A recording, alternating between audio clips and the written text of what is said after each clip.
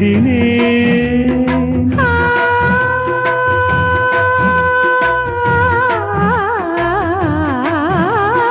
கண்ணென்னும் ஓடங்களில் கரை தேடி நான் ஓடினேன்.